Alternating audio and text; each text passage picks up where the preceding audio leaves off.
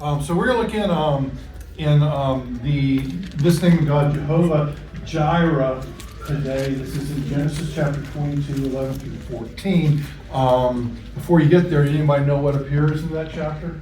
What happens in that chapter? Is the context of Jehovah Jireh? Oh, that was Isaac. It's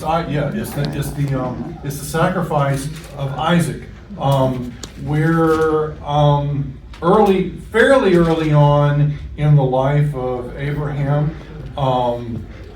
they've already had their fiasco with Hagar. So God's already promised early on this child, and they try to take matters into their own hands. And they do that through Hagar. That turns into complete disaster that's still playing out today. You have a lot of the issues between Abraham and Lot going on.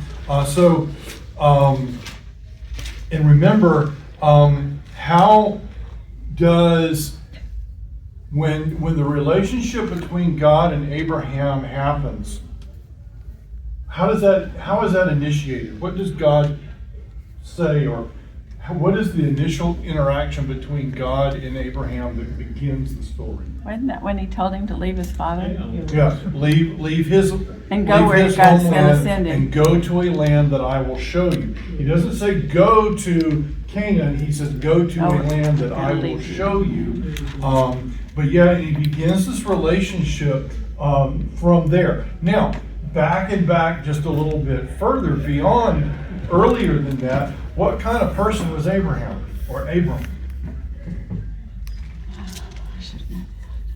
What was his religious affiliation? Pagan. He was not a worshiper of Jehovah. He's a pagan. He's an idol worshiper. And the point being, when you look at that, is God did not look at Abraham and say, "Ooh, here's a really spiritual guy that loves me."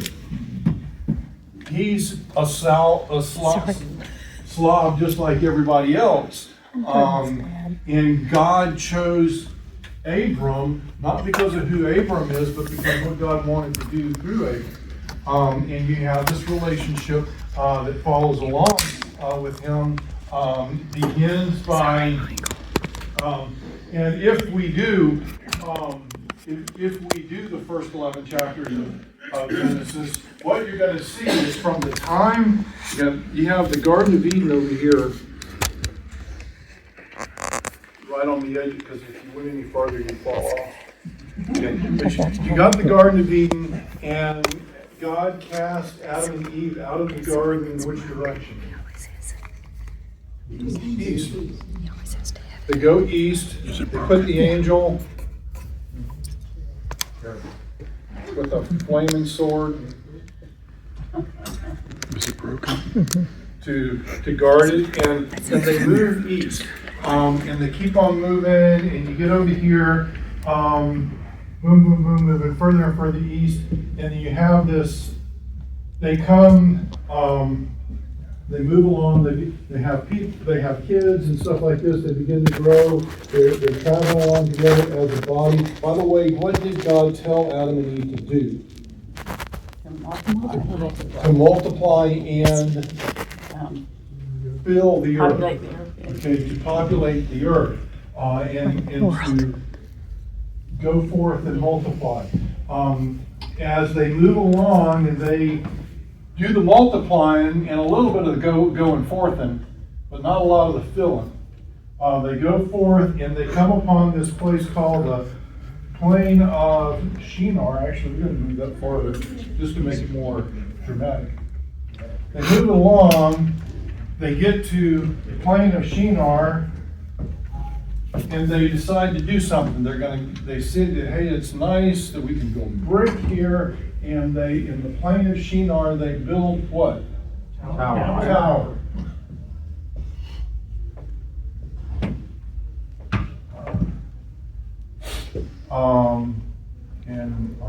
Rapunzel's living in the tower. Okay.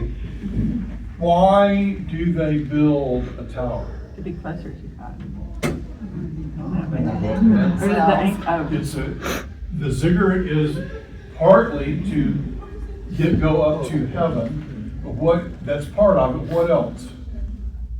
They want to make a name for themselves. They want to be like God.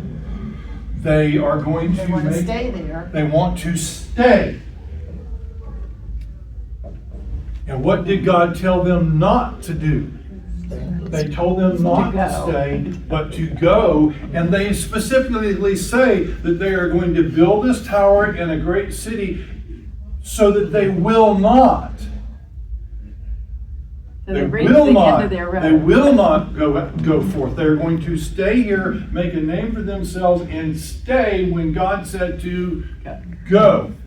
And that's one of the problems that we have in the church. God tells the church to go, and we want to stay.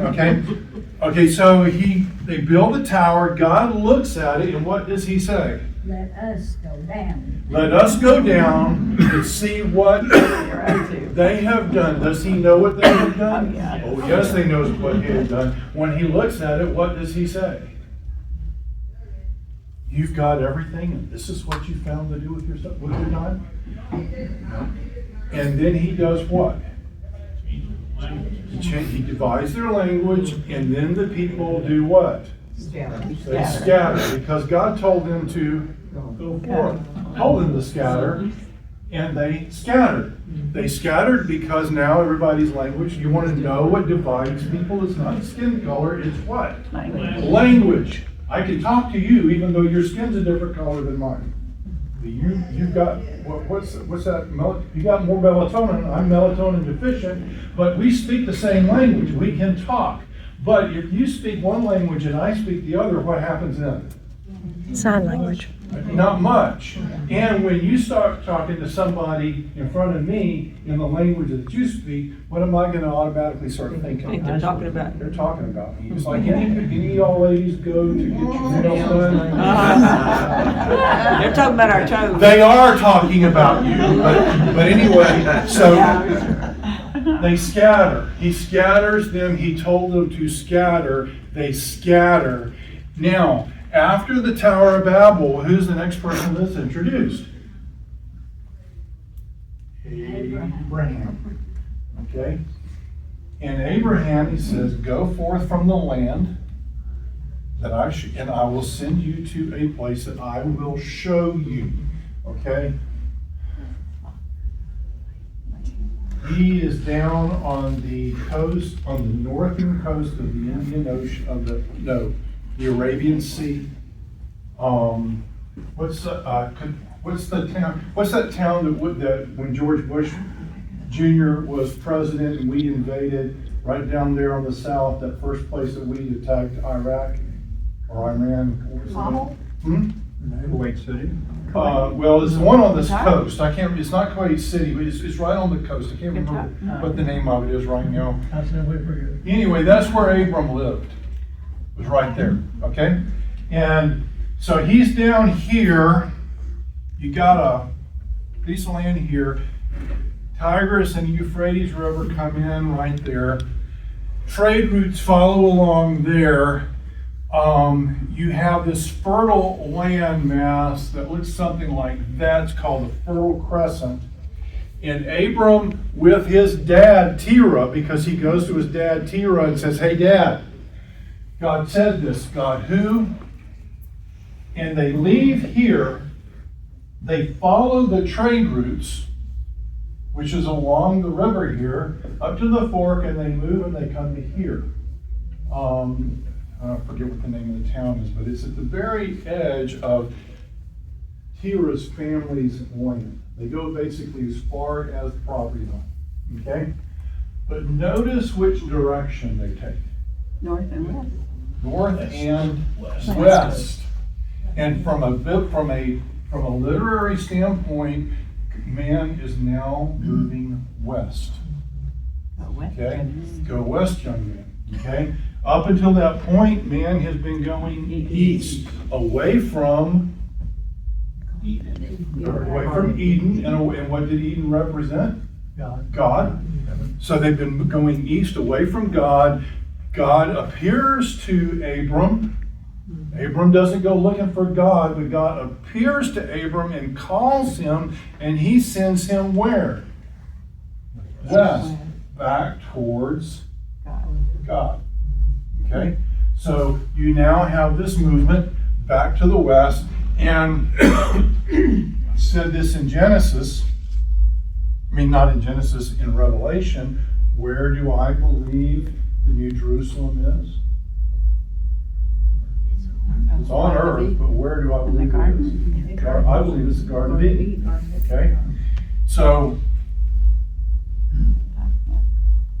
if it's the Garden of Eden, there's another place that I believe is the Garden of Eden in the Old Testament. It's called the Promised Land, which is Canaan, and that's where Jerusalem is. That's where Israel is. And this is an edism, where I believe God is sending Abram is right back to here.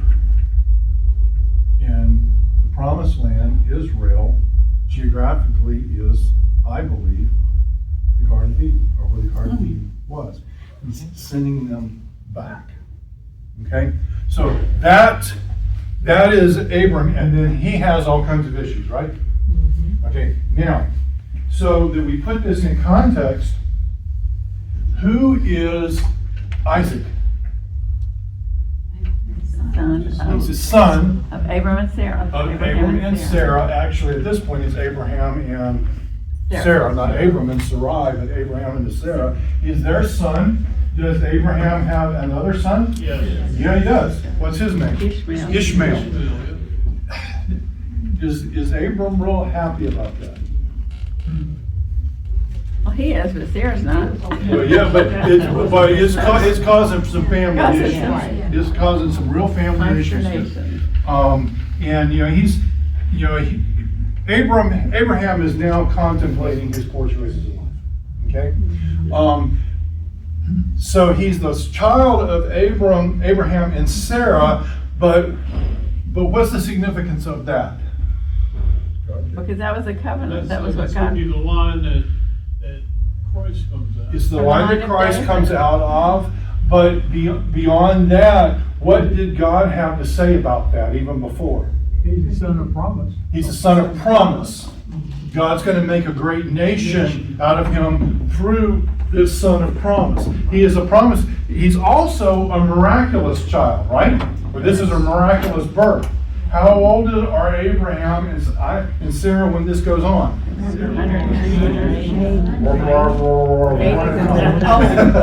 Old. Most of us don't live that long. Yeah, most of us don't live that long. And I know that Kim and I had Caitlin and Ashley when we were older. I was 34 when we got married. And I was getting close to 40 when we finally had Caitlin. Then 15 months later we had Ashley. And about so you start doing the math here. I'm like 38, 39 when we started having kids. We have the two within 15 months. And then we wait a little while, and then Kim decides that she thinks she wants to have a third child. I got really used to sleeping. And there's a reason why young people have kids. What? But people lived longer back then. Yeah, but they were still what? Old. And even Abraham says about them that they're almost what? He says they're practically dead. And now they're going to have a child? Okay, any of y'all want a newborn? No. Just saying. But I mean, like Adam and Eve, they were having children. They were in Adam their and Eve hundreds, were. and then their children were having children in their hundreds. Adam and Eve were, but even Abraham says, we're practically old. We're practically, we got one foot in the grave, and you're going to do this, God? This is kind of a joke. Okay? They're approaching their best if used by Dave. Yeah.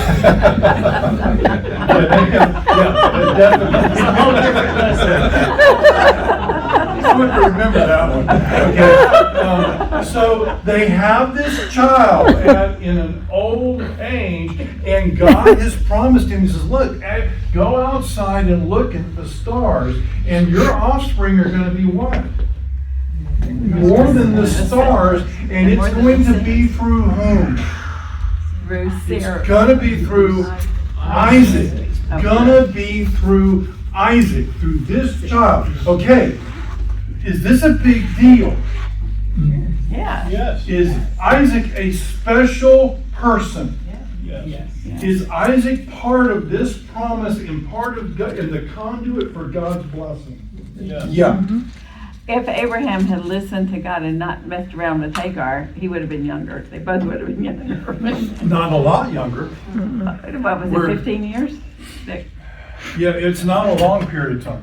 They It's still not. could have been the same age. Yeah, but Hmm? They still could have been the same age, so God was gonna. Yeah, and we don't know when God was actually going to do it. He just says, I'm gonna do it, okay?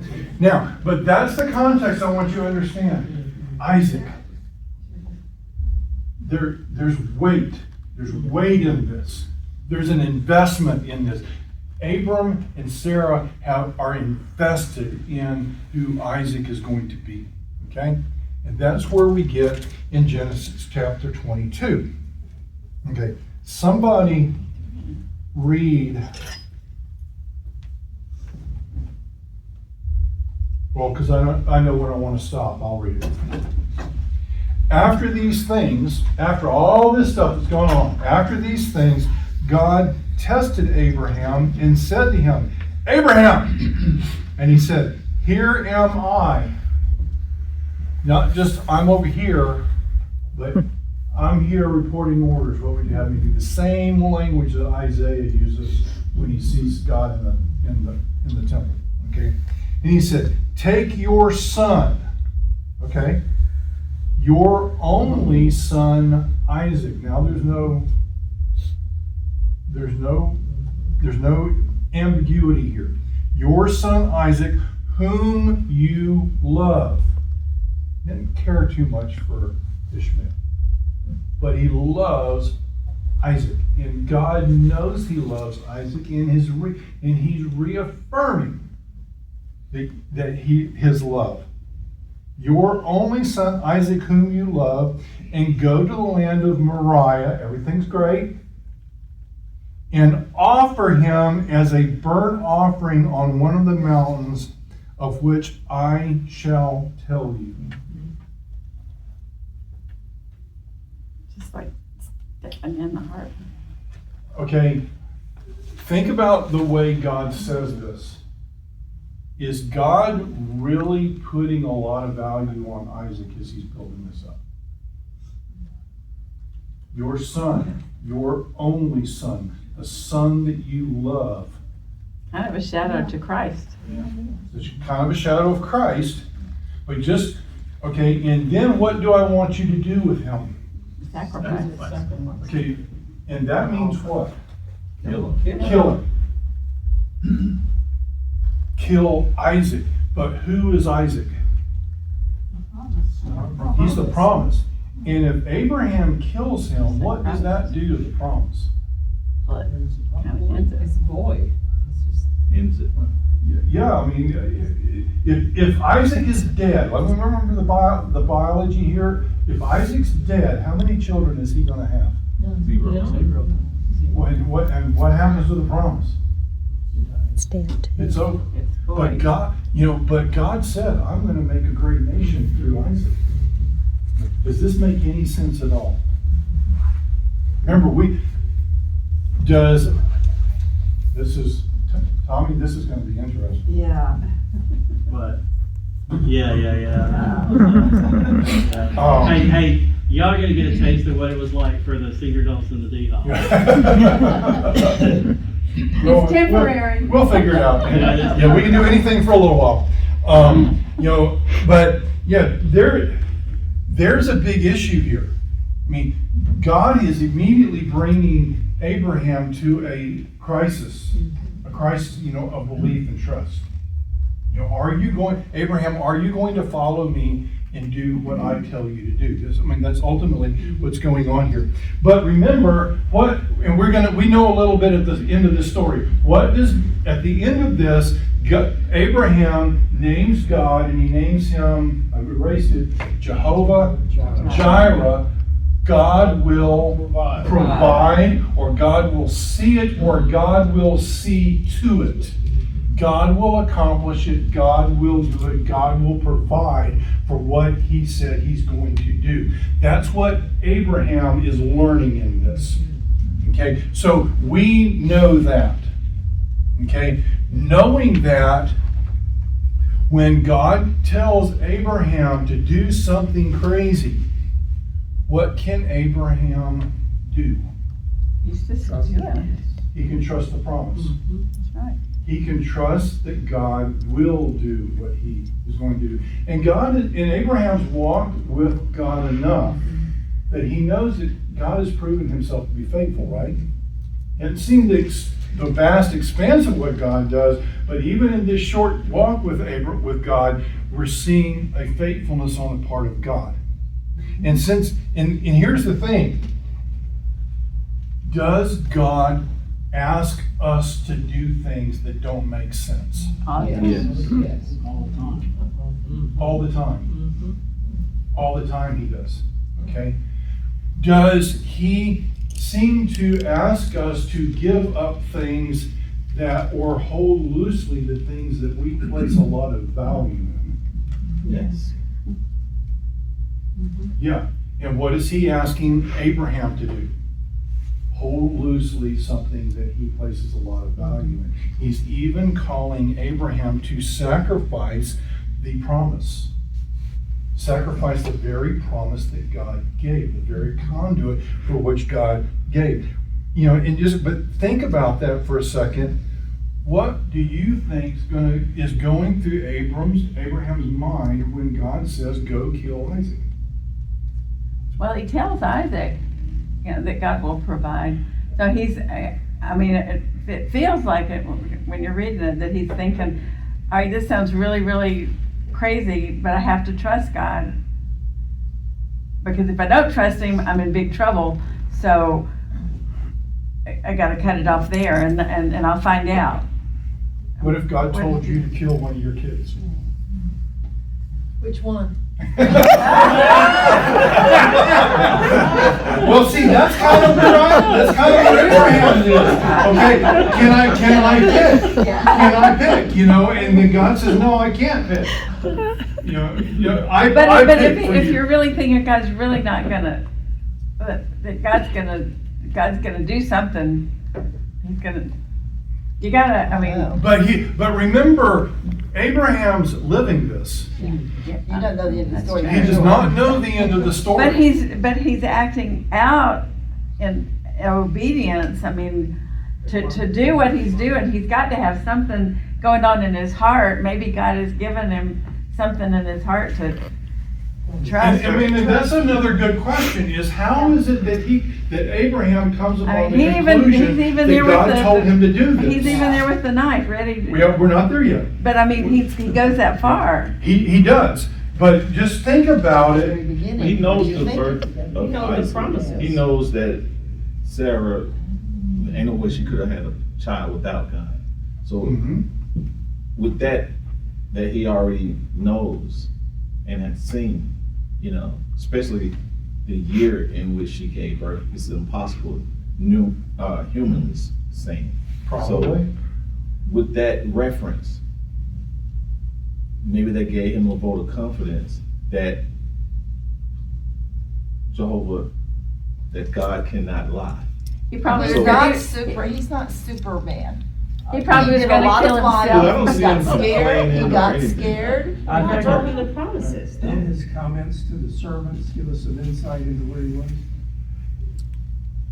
Yeah, but even saying, He had the command what to do, but he told the servants they would be back. yeah, Right. I think at this point, when God tells him to take Isaac, I think he's confused.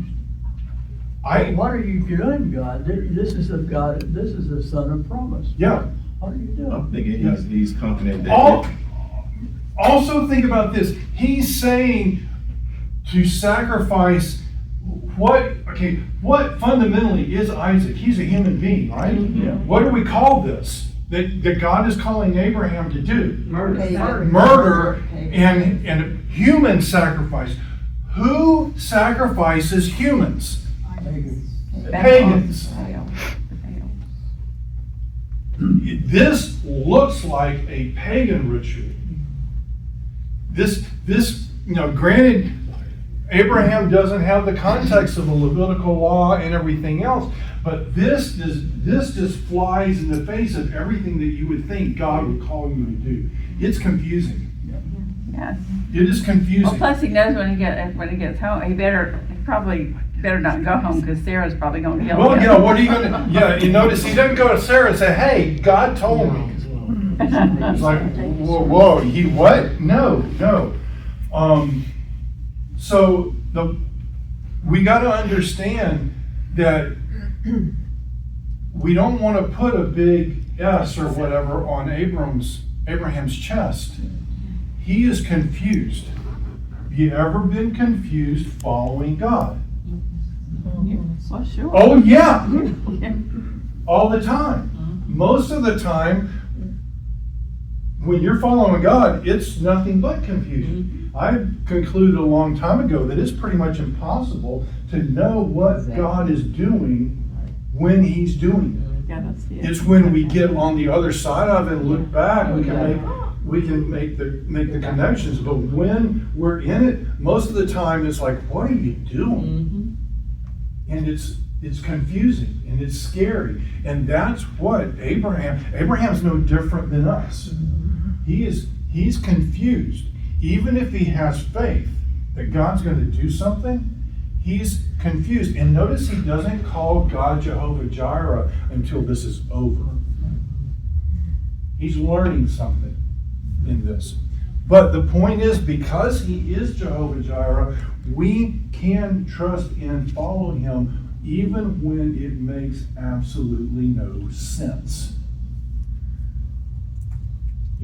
But most of the time, when we feel that God's calling us, when you get that call from God, what is our first response?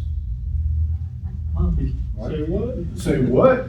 Or you go talk to somebody, this is in Baptist circles, you ask somebody to step up and do something in his church. Now pray about it. I gotta pray about it. That is the Baptist response. Let me pray about that. And it's like, and then you come back the next week, Pastor, I prayed about that and God told me, and it's like, because that's the Baptist way of saying no. I need to pray about that one. That is Baptist for no. Okay, but for Abram, even in the midst of this confusion, notice where it goes on from here. So he tells him to go out to this land, to this mountain, to sacrifice. And then it says in verse 3, so Abraham rose early in the morning, maybe because he wanted to get up and gone before Sarah woke up. Well, it's a long way. And it's a long way. He rose early in the morning and saddled his donkey and took 2 of his young men with him and his son Isaac, and he cut the wood for the burnt offering and rose and went to the place of which God had told him. So even though he's confused, this makes no sense, what does he do? Obeys. He obeys. He obeys. Third day. Okay, now we get into verse 4. On the third day, for 3 days, they're traveling. For 3 days he's with his kid. And how old is Isaac actually when this is going on? He's a teenager. He's a military service age. He's almost a man. He's almost a man. Okay. On the third day, Abram lifted up his eyes and saw the place from afar. Then Abraham said to his young men, "Stay here with the donkey. I and the boy will go over there and worship and come again to you." And Abraham took the wood of the burnt offering and laid it on Isaac his son. Isn't that a slap? Gotta carry his own. But You it's got like it. Christ. That's like Christ carrying. Kind of like Christ carrying. It's no mirroring. 3 days. When old Shep, for 3 days. When old Shep is too old to hunt anymore, you take old Shep hunting one last time, and dog and the hunter go out, and the hunter comes back. And he took his hand, took in his hand the fire and the knife, and they went both of them together. And Isaac said to his father Abraham, Father, and he said, Here I am, my son. And he said, Behold the fire and the wood, but where is the lamb for the burnt offering? Abraham said, God will provide for himself the lamb for a burnt offering, my son. So they went on, both of them went together. So I turn over to Hebrews chapter 11.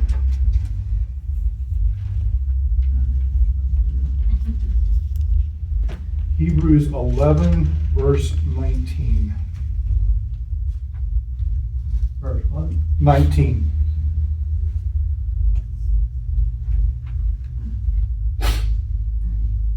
And this is talking about Abraham's faith. And what is it? What does verse 19 say? God was able to raise him up. From the dead. And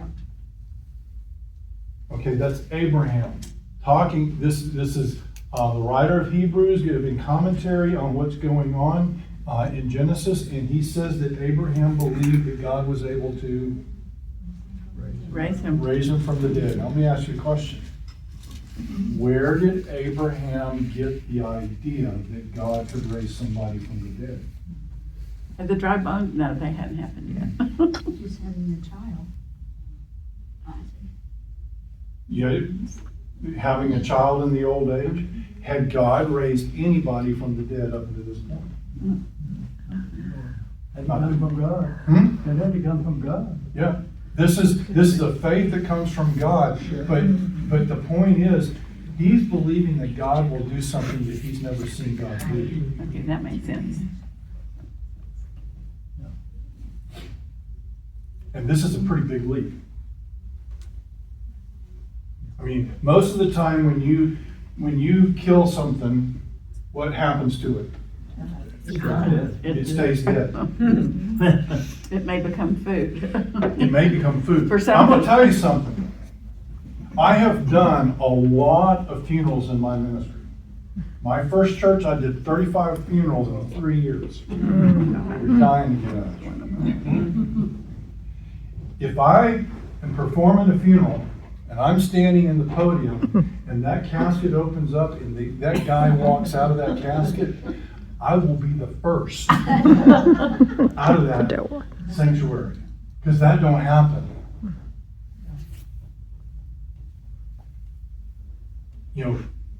Don't miss this. Abraham is expecting God to do something that has never happened before. It's not that he heard that God did it somewhere else. God is expecting Abraham to do, Abraham is expecting God to do something unprecedented, brand new, completely unexpected. And he's walking out in faith and trust in that. And understand this. Hebrews says that that Abraham believed that God would what? Raise him from the dead. He didn't say that Abraham believed that God would provide a ram. He said that Abraham believed that God would raise him from the dead. In order for God to raise him from the dead, what did Abraham have to do? He had to kill him. He had to kill him. And in his mind, he is believing that God is going to raise him from the dead. Because he said, we'll be back. He says, we'll be back. Okay? Now, even if that you knew that your child was going to raise from the dead, would you still want to kill him? I might want to. But would you? But I wouldn't. And so when you look at this, he's trusting in God. Number one, he's obeying when it makes no sense. And in the obedience, okay. Kim, if I came to you and said, God told me last night that we need to kill Ashley, what are you going to do? Call the police. You know, but it's gonna be okay, because God's gonna raise her back to life. Men in the white coats. Right. And then if I started to act on that, it would get real ugly in the house. But, all right, there's no Torah, there was no real, Right. godly religion. But Abraham was walking with God one-on-one, so he had a unique relationship with God compared to, because we're getting, ours comes from His Word, and this, But Peter says that we have a more sure testimony well, because we've known about it, in the we've written been, word. because we've been given that, and it's covering a lot of history. There was no written history; it was strictly him and God. And Which Peter is- says we are at a greater advantage because we have this. So we want So to he be was totally careful. on faith. We want to be careful. Think about this. How many of the disciples walked with Jesus for 3 years? 12 of them. How many of them stayed faithful? 11. Actually, none of them. Oh, well, But we automatically think about, yeah. Judas. But they all left him and scattered. So even though they literally, physically walked with him for 3 years, and they still all failed. So we don't want to put Abraham on saying, oh, he had something that we don't have. We've actually got more than Abraham had. How many times have you had a conversation with somebody and walked away and not really understood what was said? And we know that and understand that because we have scripture. But if you think about, how unique that must have been for Abraham. All these promises, God was telling him this thing, and it happened. It did, but here's the question. Was God walking with Abraham like George Burns did with John Denver in Oh God? Remember the movie Oh God? Okay. Or was God walking with Abraham the same way that He walks with you and me? Because is God walking with you and me? He was building up to this. You said, The Holy Spirit. right. God's walking with us every single day. God is in an intimate day-to-day relationship with us. And I'll be honest with you, I don't think that that's much different than what Abraham was experiencing. And that's a little bit of an edism. But It's like in the garden.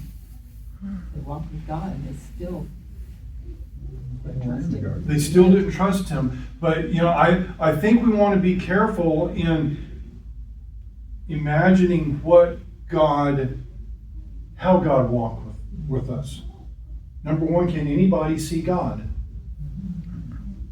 So did Abraham? Now there we have some manifestations, and we don't have time to chase all of that down. But we have some manifestations of God in the Old Testament, and I believe that's Jesus. But what does God tell Moses that he cannot do? He cannot see God. Well, if Moses can't see God, can Abraham see God? No. So we got to be careful of when we talk about God and Abraham walking together in relation. He can hear, but is he hearing here or is he hearing here?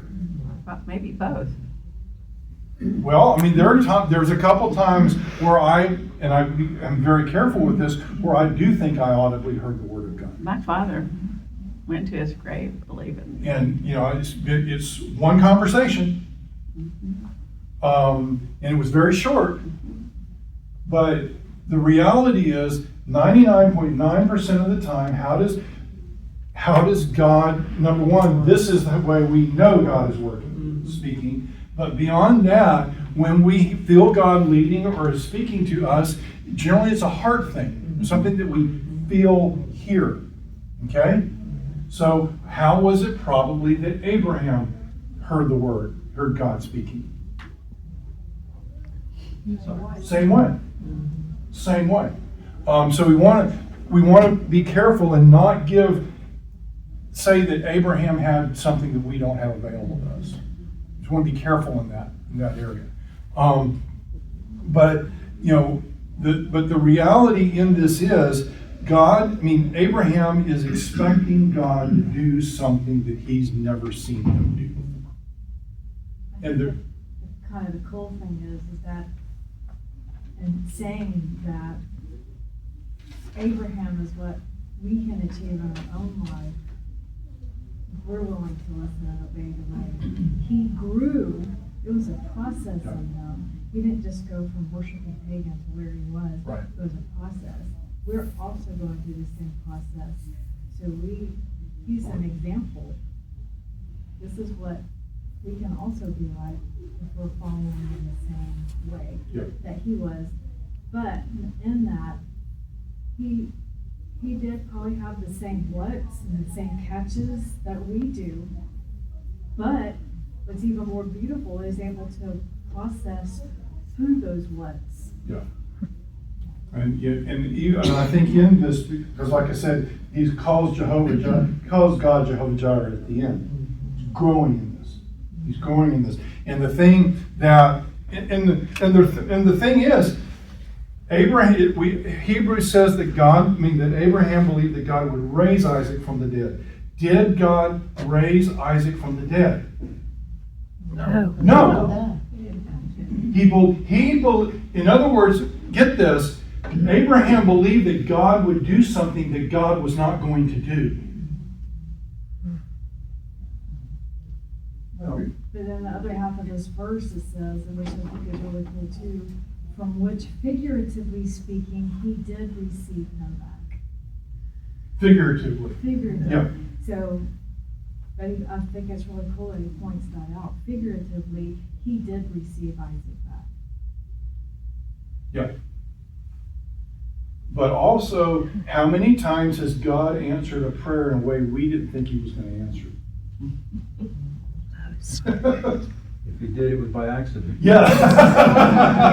It was, even a blind pig finds an acorn every once in a while. So, but, think about Paul's call to Macedonia. They try to go, it says that they try to go into Asia Minor, and the Holy Spirit stops them. How does he do that? Who knows? And he tries to go here, and then Paul has a dream of a man saying, come over to Macedonia and help us. And then he comes to his traveling buddies and say, hey, I had a dream. I think God's telling us, like, oh, you had another dream. You had spicy food last night again? And he says, and he tells them the dream of a man saying, come to Macedonia and help us. And then they go there, and what do they find? Exactly that. No. They find a woman. They find Lydia. They find a ladies' Bible study. They never find a man. So even though Paul has the dream and there's a man in there, that's not what God exactly did. Abraham believes that God is going to raise him from the dead, which means he's going to kill Abraham, but God is going to provide a different way. Okay? So God still, even though he's believing one thing, God does something different. But he does provide, right? Mm-hmm. Okay? So, we can believe, in our own life, we can believe that God's going to do something we've never seen him do before.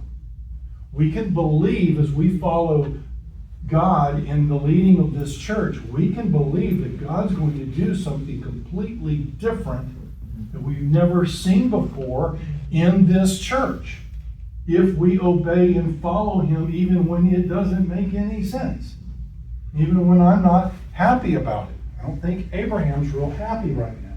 Okay, now let's keep on going. We get in verse 9.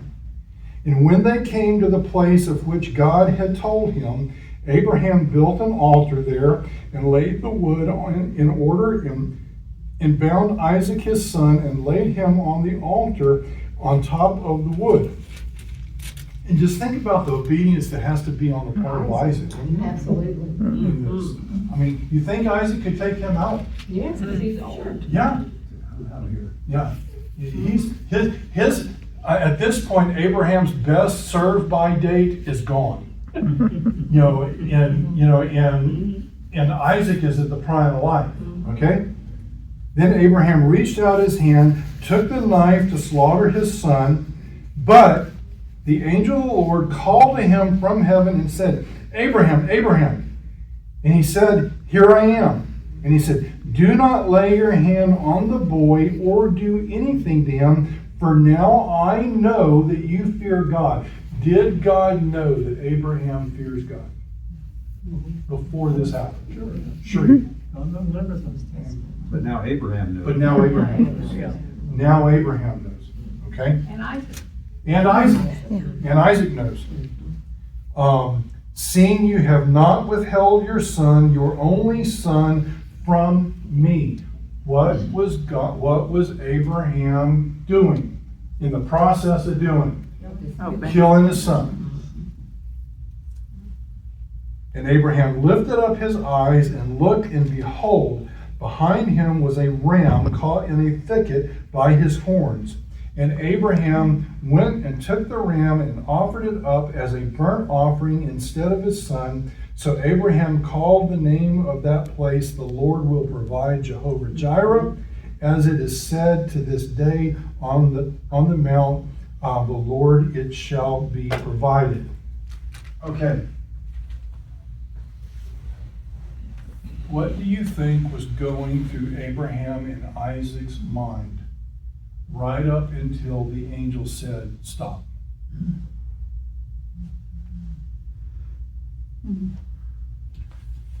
I think maybe they could have, and this is Steveism, I think they could have been praying in their minds. I'd be doing some praying. I'm sure Isaac had to be. I mean, at some point he had to say, Abraham had to say, hey son, I need you to get up on this altar. Yeah, I threw my back out. You're gonna have to climb up here. Yeah. And I'm sure Abraham had been teaching them about faith by telling them the story about how he was born. You see. And there's gonna be a great nation come out of you. There's this building up of faith. But just think of, at that moment, this is where the rubber hits the road. Up until this point, it's all talk. Up until this point, it's just like, okay, I'm having second thoughts. He's got some pagan background. So since he's got some pagan background and they already been sacrificing people and all that stuff, and he's possibly seen it, maybe it makes it more. If I've never driven or seen a car before and here, I don't know how to explain it. I'm just saying he's got that background, that pagan background. And God's calling him something different. Right, so with that faith that he's already got a reference with Sarah in that birth. Maybe.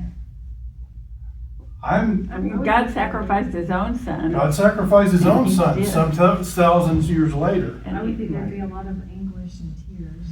I would be bawling my eyes out. But it doesn't say he was doing it. It doesn't say he's doing it. There's a lot that's not told in this. We gotta use some Holy Ghost imagination with this. But you put yourself in that situation. And they're up until this point, it's all theoretical. It's kind of like, Kim and I were talking about this, especially when she was pregnant with Caitlin. It was all theoretical for me. She's the one that was carrying Caitlin in her belly and everything, but it was very theoretical for me up until the delivery. Okay. Now once Caitlin, and there's a whole other story there, but once Caitlin come out, it got really real, really fast. And the same thing is we can talk about and we can build up in following God. We can pray about it.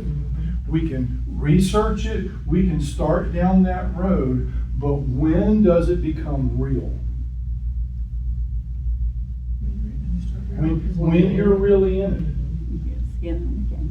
You know, when you got skin in the game. Like, you know, for me and Kim, I went into ministry later, and I was tracking in a career in aviation, you know, but at some point I had to put in a resignation at Flight Express and pick up us and move to Raleigh to go to seminary. That's when it got real.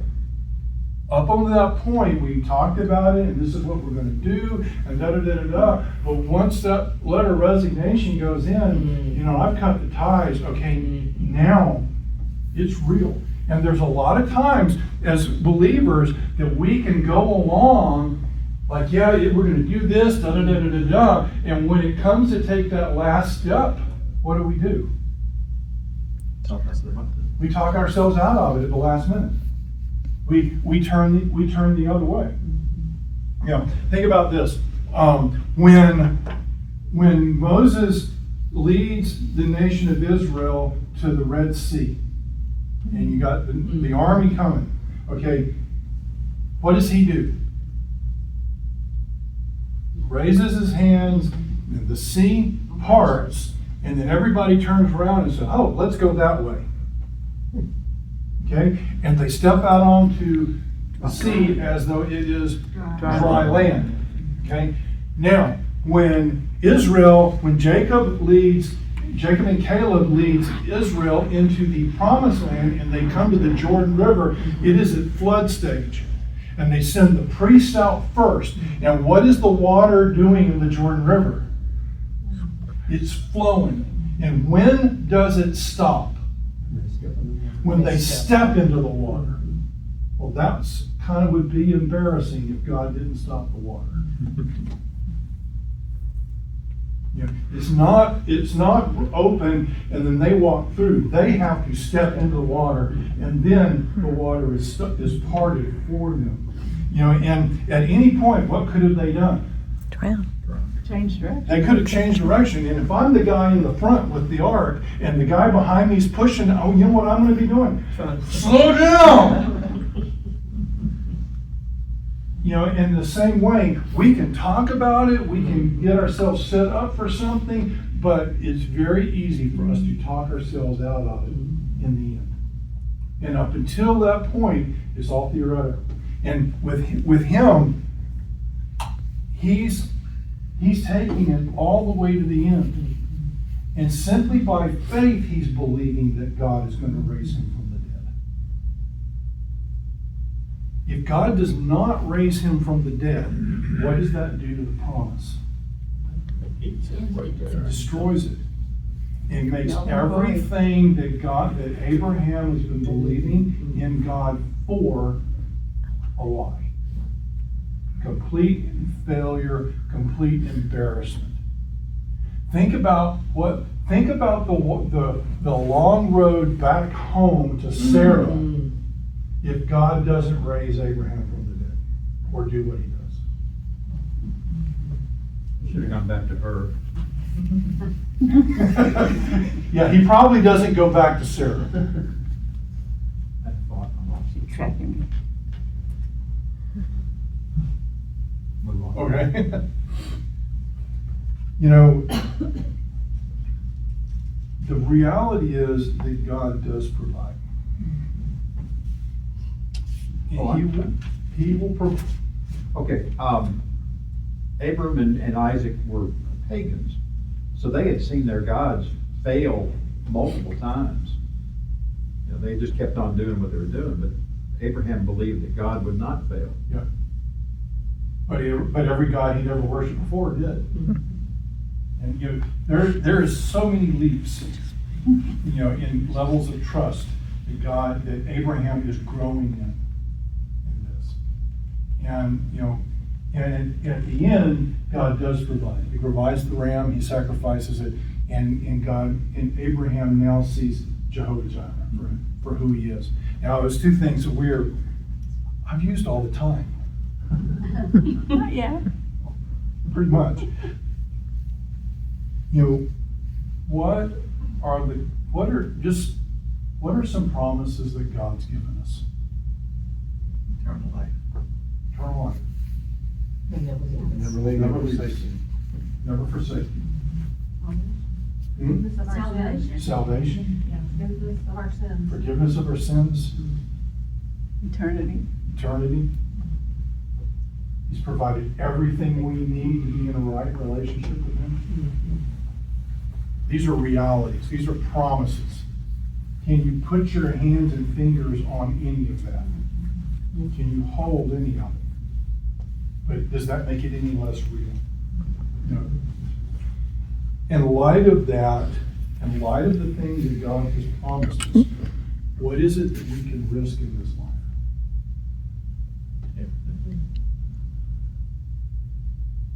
We can put everything on the line. What are some of those everythings?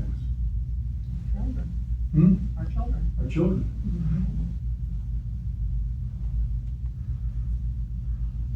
Answered prayer, our livelihood.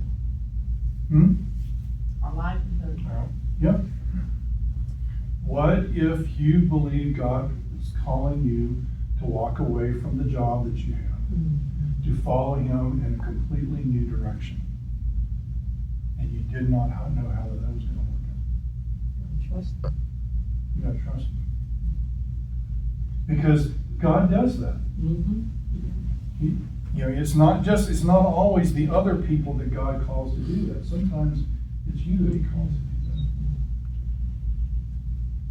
What else? That takes us back to Gideon. He's always looking for a way out. And He's like, will you just do what I told you to do? Jonah. You get in the argument, you go and I'll show, and it's like, no, you show and I'll go. It's just Right. back and forth, Right. over and over. Right. And, you know, I think there's so, you know, and I honestly believe where the world is going today, we as the church are going to have a lot of opportunities to believe in God as the Jehovah Jireh. That God is going to bring us to a place where we have to follow Him into things that make absolutely no sense and risk losing everything in the process. And I hope that we can do it as gracefully as what Abraham did. Any other thoughts, comments, questions? We've always considered in this story that the greatest benefit was to Abram, but you mentioned he was at the end of his life. Isaac was the child of promise in the early prime of his life. How much was it meant to strengthen him for his journey? Yeah. I mean, as much as God did through Moses, it's Isaac that everything flows out of. You know, and God is, and that's a thing that we miss a lot of times, is God's not necessarily doing the work in us. What He's doing in us may be directed towards somebody else. You know, benefiting someone. That's a good thought. None of them were particularly honorable or admirable men, No. but they all did, at some point, they did what God wanted them to do. And there's a lot of dumb stuff that Abram did. Yeah. A lot of dumb stuff. And Isaac. And Isaac, you know, Isaac the same way. He did a lot of stupid stuff. But God was faithful. Because, I mean, remember, this book is not about Abraham and Isaac and John and Jacob and anybody. Who's it about? God. And it's showing how God is faithful despite our unfaithfulness. That's a good place to stop. So we're going to do, we said Jehovah Rapha. next week. And like I said, look, you can look that up or just Google it. You'll see what the